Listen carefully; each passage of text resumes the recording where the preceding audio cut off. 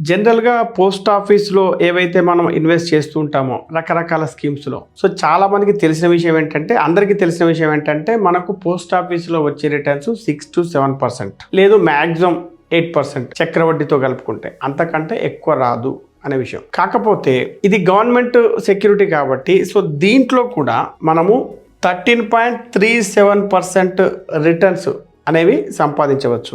ఎలా?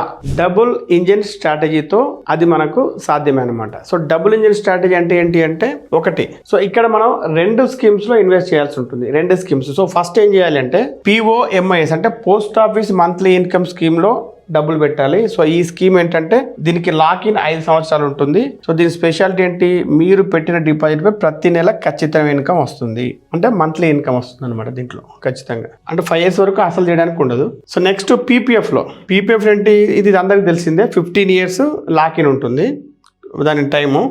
సో, ఇక్కడ కంపౌండింగ్ ద్వారా లాంగ్ టర్మ్లో పెద్ద కార్పస్ క్రియేట్ చేస్తుంది. సో, ఇక్కడ మనము ఈ ఇది డబుల్ ఇంజిన్ స్ట్రాటజీ అనమాట. మన డబుల్ ఇంజిన్ సర్కార్ లాగా డబుల్ ఇంజిన్ అనమాట. సో, ఇది ఎలా పనిచేస్తుంది అనేది తెలుసుకుందాం. మీరు ఒక ఇల్లు కొంటారు, ఆ ఇల్లు కొని అద్దెకిస్తారు. అంటే ఇది ఏంటంటే POMSలో అనమాట ఒక రకంగా చూస్తే. సో, ఇల్లు కొంటారు, దాన్ని మీరు అద్దెకిస్తే రెంట్ వస్తుంది. ఆ రెంట్ని తీసుకెళ్ళి మీరు ఇంకొక దగ్గర ఇన్వెస్ట్ చేస్తారు. సో, ఇన్వెస్ట్ చేయడం ఏమవుతుంది, ఇక్కడ ఇది ఉంది ప్లస్ ఇక్కడ కూడా ఇంకొక ఆస్తి అనేది క్రియేట్ అవుతుంది. అది ఇంకా డీటెయిల్గా చూస్తే 5 లక్షల రూపాయలు మీరు POMISలో డిపాజిట్ చేయండి. సో, దీని ద్వారా మనకు ప్రతి నెల ఏదైతే మంత్లీ ఇన్కమ్ వస్తుంది, ఎంత వస్తుందంటే 3,083 రూపాయలు వస్తుంది. దీన్ని ఖర్చు చేయకుండా దీన్ని డైరెక్ట్గా PPFలో పెట్టండి. సో, 15 ఏళ్ల పాటు PPF అనేది ఉంటుంది, దాంట్లో పెట్టండి. అయితే ఇక్కడ చాలా మంది అడిగే డౌట్ ఏంటంటే POMIS ఏమో 5 years, PPF ఏమో 15 years ఉంటుంది కాబట్టి సో, ఇక్కడ ఏం చేయాలంటే POMISలో 5 సంవత్సరాలు అయిపోయిన తర్వాత మళ్ళీ డబ్బులు తీసి మళ్ళీ ఒకసారి రెన్యూ చేస్తే మళ్ళీ 5 సంవత్సరాలు వస్తుంది.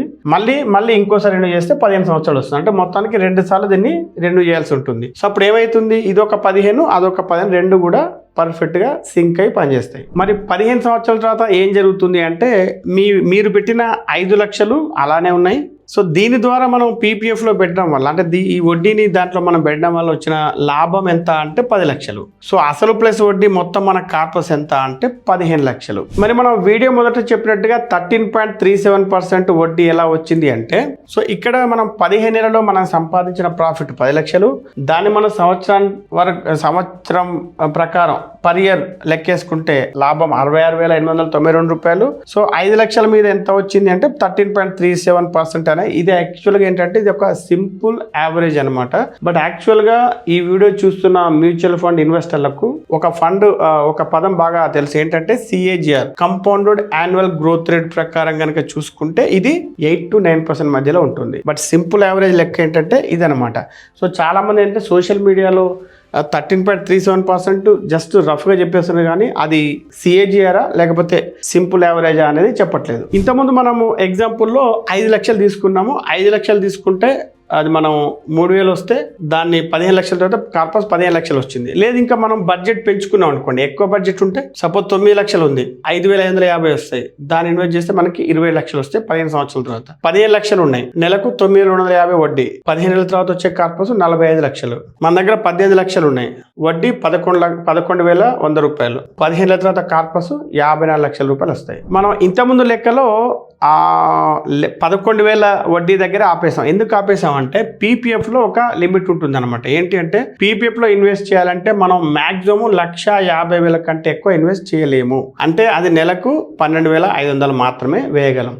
సో, దీని ప్రకారం మాత్రమే మనం దీంట్లో ఇన్వెస్ట్ చేయాల్సి ఉంటుంది. ఇక ట్యాక్స్ల విషయానికి వస్తే సో, PPF అనేది అందరికీ తెలిసిన విషయమే. ఇది కంప్లీట్గా ట్యాక్స్ ఫ్రీ అనమాట. అంటే ఈ కేటగిరీ అంటే మీరు పెట్టే డబ్బు కానీ వచ్చే వడ్డీ కానీ ఫైనల్ మెచ్యూరిటీ ఇవన్నీ మూడింటికి కూడా ట్యాక్స్ ఉండదు. కానీ POMIS ఏంటంటే సేమ్ FD లాగా అనమాట. అంటే దీంట్లో వచ్చే వడ్డీ ఏదైతే ఉందో అది మన ఇన్కమ్కు కలుస్తుంది. సో, అప్పుడు ఏమవుతుంది, మన స్లాబ్ ప్రకారమే దీంట్లో ట్యాక్స్ పడుతుంది. ఇది మీరు గుర్తుంచుకోవాలి. అయితే మరి డబుల్ ఇంజిన్ స్ట్రాటజీ ఎవరికి పనిచేస్తుంది అంటే, ఒకటి రిటైర్డ్ అయిన వాళ్ళకి ఏంటంటే లంసమ్ డబ్బు ఉండి రిస్క్ వద్దనుకునే వారికి, తర్వాత సీనియర్ సిటిజన్స్, స్టాక్ మార్కెట్ అంటే భయం ఉన్న వారికి, ఇక కన్జర్వేటివ్ ఇన్వెస్టర్స్ అంటే రిటర్న్స్ కొంచెం తక్కువైనా పర్లేదు, ప్రశాంతంగా నిద్రపోవాలనుకునే వారికి.